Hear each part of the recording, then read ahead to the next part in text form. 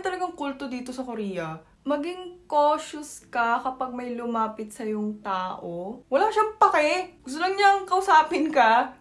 Usually kasi yung mga ganon, nag-aantay silang makipag-eye contact sa'yo. Parang biglang, GG na, GG. Lalapit na yan, lalapit na yan. Baka kahit malayo, gets yun na parang, Kuya, bill out. Oh.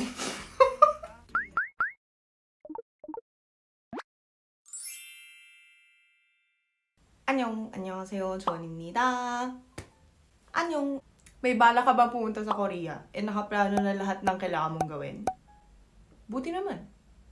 Pero since may listahan ka na ng lahat ng kailangan mong gawin, bibigyan kita ng listahan ng lahat ng di mo dapat gawin. May sense? Here is a list of things that you should not do when you come to Korea. Should do. Disclaimer, hindi to like generalization. In all cases, laging may exception. So, it's really a case by case. You know, take it with a grain of salt. Para lang may idea kayo, ganun. And this is not a serious guide, although may katotohanan na konti. It's more of just a list for me to share different kinds of cultural stories that I find interesting based on my personal observations and experiences. Let's go! Don't use the term ajumma and ajoshi. So ito nalaman ko lang din nung pagbalik ko dito sa Korea. I did not know this while I was living in the Philippines. They try to avoid using it kasi meron siyang tendency to be rude. I guess in Tagalog, ajumma would be manang and then ajoshi would be manong. Alam nyo, technically, hindi naman siya mali. Like kung ita-translate or like gagamitin talaga in everyday life. Tama naman yung ajumma at ajoshi kasi yun naman talaga sila. A person na hindi mo kilala and someone na who's older than you. Pero as much as possible nga, ina-avoid siya kasi medyo rude. Ang ginagamit usually is whatever their position is sa anumang encounter mo. So kunwari, in restaurants, imbis na sabihin mo ajumma, siguro use 사장님? 사장님 is like manager or CEO. Or 이모님. But the 이모님 only applies to women, which is like parang tita. Like yung taxi driver. You can call them 기사님, which is driver, but more respectfully. Do not engage in small talk with strangers. So sa Pilipinas, di ko alam kung gaano kadalas ang small talk. As a very shy person, I rarely engage in small talk in any cultures. Pero in Korea talaga, very rare yung small talk in general. Like, very bihira talagang kakamustahin ka ng isang stranger just because. Maging cautious ka kapag may lumapit sa yung tao, lalo na in a very friendly manner or lalo na in a very aggressive manner. Aggressive in a way na daming tanong. Alam nyo? Kasi marami talagang kulto dito sa Korea. Yun talaga isa sa mga traits na napansin ko kapag nakatira ka talaga dito sa Korea is marami talagang kulto. And first hand kong na-experience na may lalapit tapos ang daming itatanong. And isipin mo na parang, ay, tatanong sa'yo na parang do you believe in God, Jesus Christ, ganyan. Hindi ganun yung itatanong sa'yo. Normal lang. Kasi ang goal lang talaga nila is to strike a conversation with you. Yung nag-experience ko is, tinanong nila kung alam ko daw yung daan papunta sa station. So like literal, wala pa akong isang month sa Korea nung time na yun. Akala ko, legit siya nagtatanong.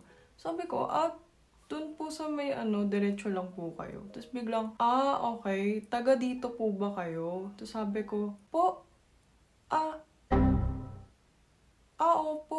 Matagal na po. Ay, hindi po. Tapos parang, alam mo yung, nakagano na yung earphone ko. Tinanggal ko lang saglit kasi may nagtanong ng directions. Tapos bilang, tinatimingan kong ibalik. Pero, dami yung dire-diretso yung tanong ni dire-diretso yung tanong niya. Wala siyang pake doon sa directions. Wala siyang pupuntahan. Gusto lang niyang kausapin ka. Ayun, maging cautious kayo sa ganun kasi siguro 4 out of 5 times kulto yun. Usually kasi yung mga ganun, nag-aantay silang makipag-eye contact sa'yo na parang ang bagal-bagal nila maglakad, nagaganyan-ganyan sila sa area. Parang wala silang destination na pinupuntahan. Tapos parang biglang, GG na, GG. Lalapit na yan, lalapit na yan. Sabihin mo may kailangan kang gawin. Hindi, huwag mo na kausapin, huwag mo kausapin. Umalis ka na. Wala, walk ka lang, straight ahead, go. So, be careful lang kung sinong lalapit man sa inyong strangers. Do not ask for the bill at the table. So, kunwari, pumunta kayo sa isang kainan. Tapos, kumain kayo. Busog na kayo and everything. Usually kasi sa Pilipinas, tatawagin mo yung server para magpa-bill out. Ito usually yung ginagawa naming signal. Ano signal nyo? Baka kahit malayo, gets yun na parang, Kuya, bill out. Oh! Galing. Diba? Parang gets na nila na bill out. Dadalhin nila yung bill sa table nyo. Sa Korea, siguro kung ginawa mo yon, hindi ko alam kung ano yung magiging response nila sa'yo. Baka, sa Korea kasi, usually, in common restaurants, nasa table mo na yung bill. Usually, naka-clip. And what you would do is, after mo nang kumain, kukunin mo yon, dadalhin mo sa cashier or sa may registrar. Yung registrar usually naka-located sa may entrance or exit para habang palabas kayo, magbabayad. Ayun. So, huwag nyo antayin yung bill. Diretso na kayo dun sa counter. Do not call for the restaurant servers. So, this is the case only for restaurants na may kiosk. Meron din ito sa Pilipinas, yung yung hindi na sa tao mag-order, dun na lang sa screen, yung touch screen. Noong una, parang, wow, sosyalin. Sa Korea, ang dami talagang ganun. Kiosk yung tawag doon. Minsan meron nun by the entrance, lalo na sa mga cafe at fast food. Pero sa mga restaurants, per table may ganun. You don't really need to call for your server. You just need to click. Wala ka na kailangan kausapin. Dot system na lang. Dot system? Do not press the button in the bathroom.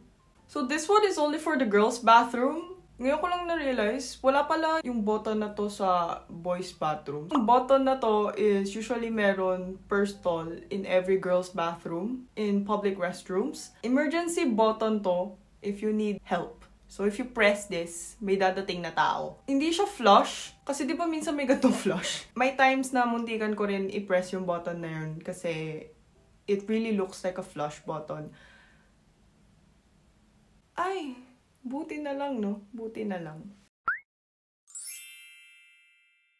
Anyway, those are just few of the things na you should keep in mind if you're gonna come to Korea. Kaya nga nasabi ko, hindi siya 100% true in all cases, pero it doesn't hurt lang to know. So, lang. And if you're gonna come to Korea during winter, nako! Medyo malamig. Magbaon po kayo ng mga jacket. Ng maraming jacket at maraming damit para hindi kayo ginawin. Ayun lang. See you again next week. Bye! Alam nyo ba, uwi kasi ako Philippines for Christmas, di ba? And so, December uwi ako Pilipinas. So, nag-iisip ako, ano bang mga kailangan kong bilhin pa uwi? Kailangan ko ba bumili ng pasalubong? Ano ba pasalubong dapat? Hindi ko alam. Mas naman problema pa ako sa mga katulad kong Korean na naninirahan sa Pilipinas. Like, anong gusto nila? Mula dito? parang wala. Ay, nako. Usutin niyo yung lips ko. Sobrang nagganyan-ganyan na dahil sa weather. Yung degrees dito, maabot ngayon ng negative. Negative ba? Parang hindi pa naman negative. Umabot lang ng 0 sa gabi. Anyway, excited na umuwi para hindi na malamig. Bye!